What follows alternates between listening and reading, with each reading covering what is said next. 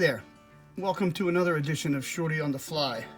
And this buggy looking concoction you see in the vise is a Hare's Ear Hackle Stacker emerger, sometimes also known as a Paraloop. And if you're looking for a buggy concoction, this kind of really checks off all of the boxes. The only thing that's new on this fly today is the wing, and that is the Hackle Stacker. And some of you might be afraid of this at the beginning, but you really shouldn't. It is not a difficult technique to learn. So let's get started and I will walk you through it. I'm using a size 12 clink hammer hook. Got to get it oriented in the vise correctly here. So I have a nice level plane to tie on the upper part there. And then I'm using my trusty Olive 6.0 Danville for thread. And we'll get the thread started just behind the hook eye in the usual fashion. And on there and snip away the waste. And now just as I get to the bend, right where that begins, I'm going to attach my material for my trailing shuck, which in this case is some brown Antron. And what I've done is split the hunk of Antron up. You don't need that big thick piece, so I kind of split it down the middle. And then before I tie it in, I want to come in and kind of even up the tips so that everything ties in nicely there. Let me do that off camera. I'm at a bad angle. There we go. Now we just tie those in, cover everything up. And now I'm going to work my way down the hook with kind of open spiral wraps. I'm not being too particular about it. But I want to take that all the way down very far into the bend because I want to use the curvature of the hook here. And I get it to about where the barb used to be before I mashed it off, which is where it would be on a regular dry fly anyway. And then come in and we're going to snip this off about a hook gap in length. And then I'm going to run my thread back up to that tie-in point, and I'm using fine gold wire for a rib. And the reason I ran it all the way back up there is I want everything to be smooth. I don't want bumps and lumps on my fly, and if you tie everything in down there at that point by the tail, that can happen. It's not that big of a deal on a fly like this because it's really buggy and the shape of the abdomen is not that important. Not as crucial as it is on, say, another mayfly. Now I'm going to run my thread back up just a little bit and reach for my dubbing. And in this case, I'm using homemade Hare's Ear dubbing. If you don't have any homemade, if you have the store-bought stuff, go right ahead and use it. It'll work just fine. But as I've said in previous videos, I like this homemade stuff because it's got spikier guard hairs in it, more guard hairs actually, which makes a spikier look. I'm dubbing on in the usual fashion, taking little wisps and applying them and whacking into the camera with my hand. And I've got maybe a 3.5 inch long dubbing noodle. And now I'm going to start wrapping up the body. And I'm going to stop when I get to right where the hook begins to flatten out, because I want that to be my landing spot for my hackle. Now, start wrapping the wire. We're going to get 5 wraps. 3, 4, 5. And lift the wire above the hook, come in and capture it with a couple, 3, 4 turns of thread, and then just helicopter it off to break it off close. Now if you want to, at this point, if you really want a buggy look, you can come in and whack it with your Velcro brush, and that'll make things stand out even more. Okay, here's the tricky part, and it's really not that tricky. I'm going to take my index finger and put it at a point about 3 inches. It's off camera, there's not a thing I can do, like I could come back, but then we're going to lose being able to actually see what's going on. I'm putting my finger about 3 inches above my index finger, 3 inches above the hook, and I'm going to take and make a loop. And then I'm going to make another loop over my finger. You have to keep some tension on the thread so the thread stays straight and taut here. I'm going to make a third loop and a fourth loop. Now at this point, what's really important is to wrap back over those loops right back into the dubbing.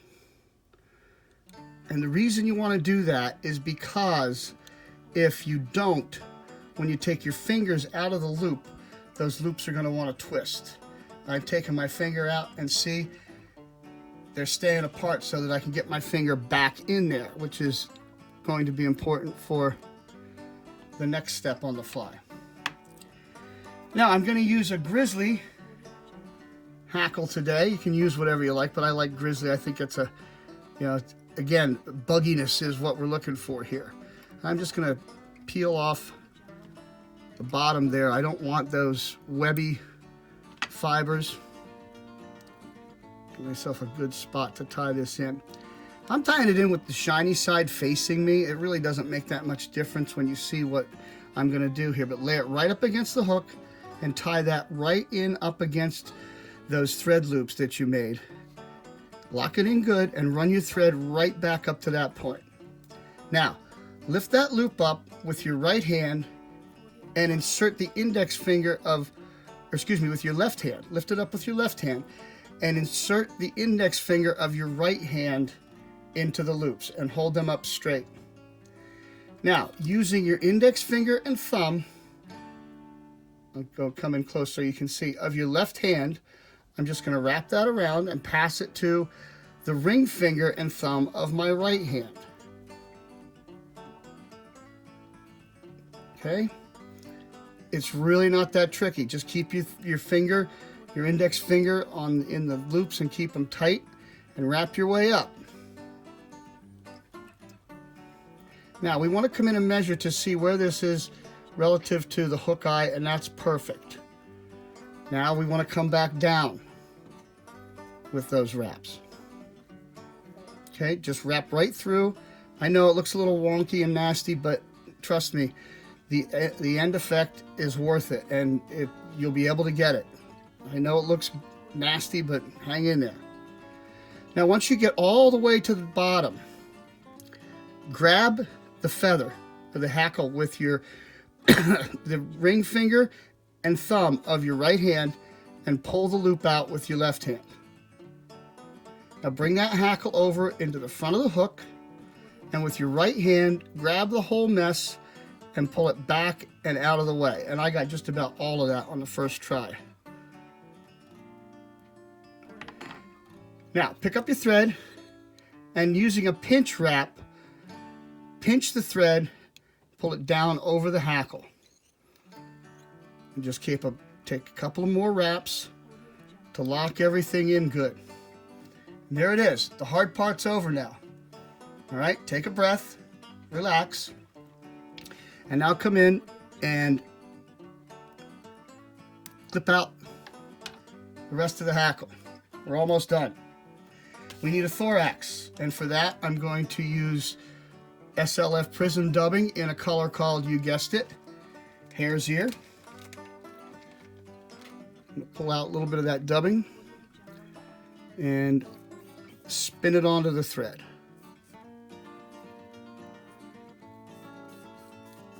I think I've got probably 2 inches worth there.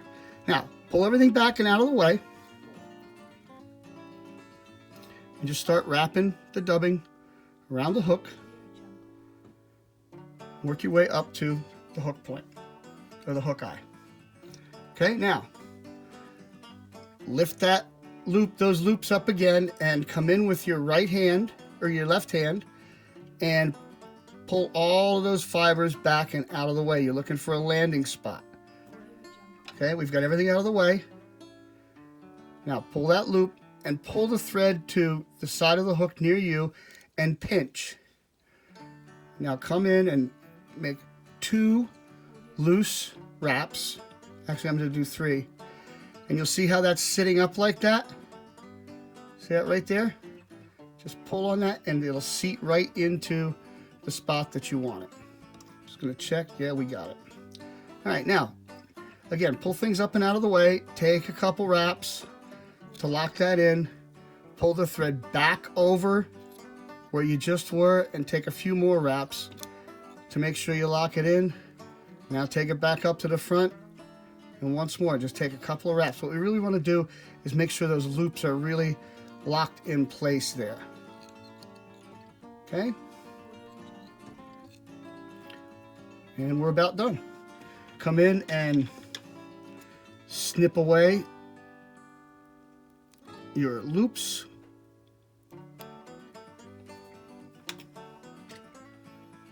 And now all we want to do is give it a whip finish.